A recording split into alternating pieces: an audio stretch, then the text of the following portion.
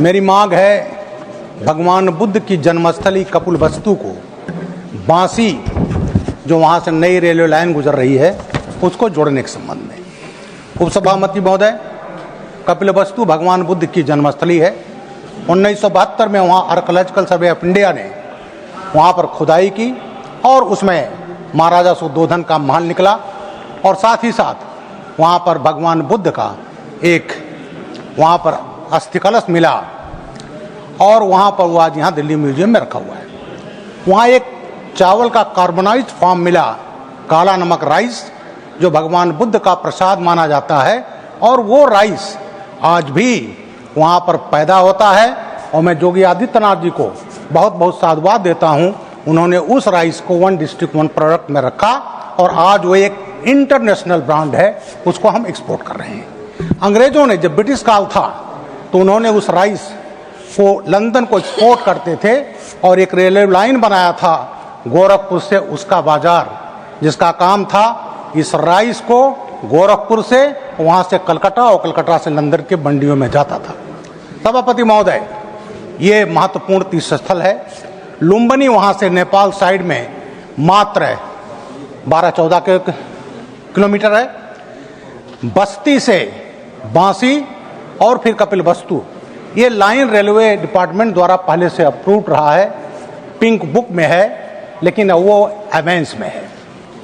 उपसभापति महोदय, एक रेलवे लाइन खलीलाबाद, बांसी और वहाँ से बहराइच जा रहा है, उस पर काम शुरू हो गया है। अब बांसी से कपिलवस्तु मात्र उसके बीच की दूरी 40 किलोमीटर है। मैं आपके माध्यम से रेल मंत्री जी से अनुरोध करना चाहूँगा कि वो जो लाइन खलीलाबाद बांसी होते बहराइच जा रही है, बांसी को जंक्शन बनाया जाए और बांसी जंक्शन से कपिलवस्तु को जोड़ा जाए, जिससे दुनिया भर के जो भगवान बुद्ध के अनुयायी हैं, बुद्धिस्ट हैं, उस तीर्थ स्थल पर जा सकें।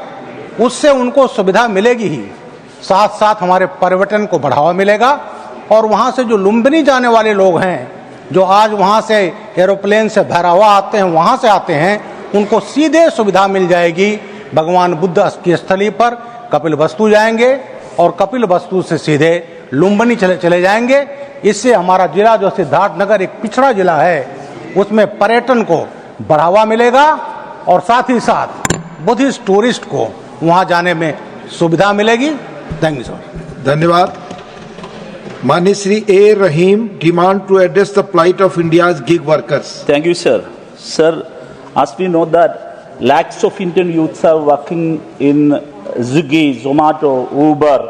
Sir, I would like to bring the attention to the guest house regarding the plight of the Indian youth which working in the gig economy and the platform economy. Sir, according to the 2022 report by Niti Aayog, there is a projection that gig workers is expected to expand to 2.35 crore workers by 2029 and 30.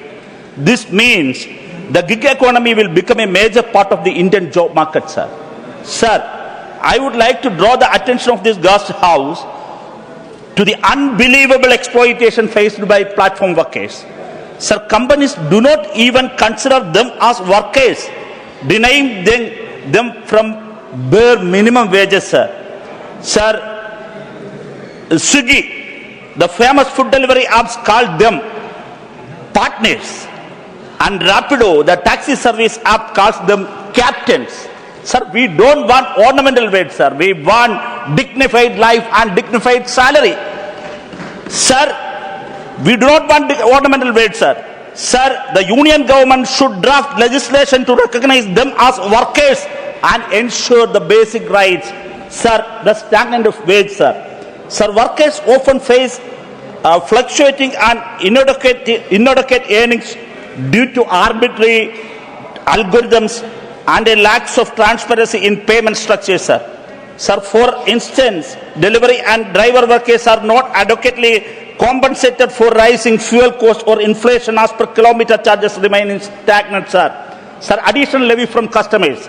Sir, we all order food or service different apps and platforms levy additional charges on customers, such as surge fees during the peak hours, rain charges during the bad weather, and late night fees. But sir, these poor workers who toil regardless of rain and shine, day or light, do not receive money collected in their name. Sir, there is no legal mechanism in India to regulate this or ensure fairness, sir, in this regard, sir. Sir, absence of physical presence of the companies. Sir, the absence of a physical office or representative in many states make it difficult to workers to resolve disputes or seek redress for grievance. So I would like to urge upon the government will ensure accountability and provide workers with a physical point to conduct for grievance redressal, sir. Sir, gig workers, especially delivery personnel, face significant occupational hazards, including road accidents and exposure to extreme weather conditions. Yet they are not covered under any proper health or accident insurance scheme. Thank you, Renji. माननीय Shri Aditya Prasad, demand to establish a new AIIMS hospital in Ranchi. बहुत बहुत धन्यवाद आदरणीय उपसभापति महोदय। माननीय उपसभापति महोदय, मैं सबसे पहले देश के यशस्वी प्रधानमंत्री आदि नरेंद्र मोदी जी के प्रति आभार प्रकट करना चाहता हूं कि झारखंड जैसे राज्य में देश आजाद होने के बाद पहली बार राज्य के देवघर में एम्स स्थापना करने का कार्य किया है। साथ ही साथ राज्य के विभिन्न 5 जिलों में नए मेडिकल कॉलेज खोलने का काम किया है।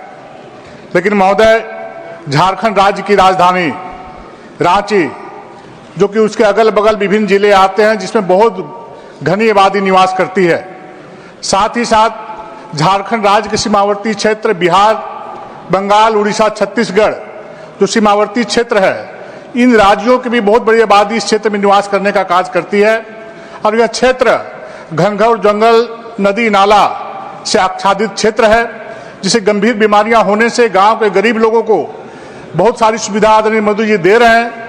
लेकिन बेहतर सुविधा के लिए या तो दिल्ली आना पड़ता है, जो कि दिल्ली आज लोग आ नहीं सकते, जिससे काफी कठिनाइयों का सामना करना पड़ता है। देवघर जाते हैं लोग, वहां भी दूरी होने के कारण चाईबासा जैसे सुदूर सिमडेगा, लोहरदगा, गुमला जैसे, लातेहार जैसे जिले के लोग नहीं जा पाते हैं।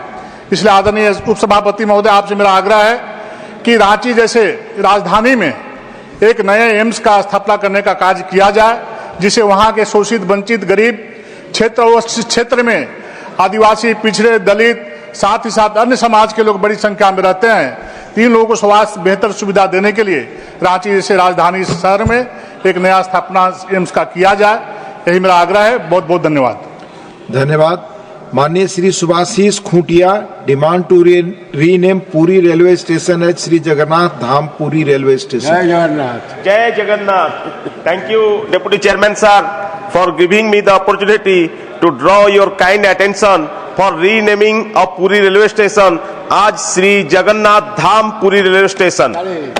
Sir, Puri is known for Mahaprabhu Lord Sri Jagannath, and it is one of the 4 dham as a holy place of pilgrimage and spirituality, as well as international tourist hub. Sri Jagannath Dham Puri is not only famous in India but across the globe.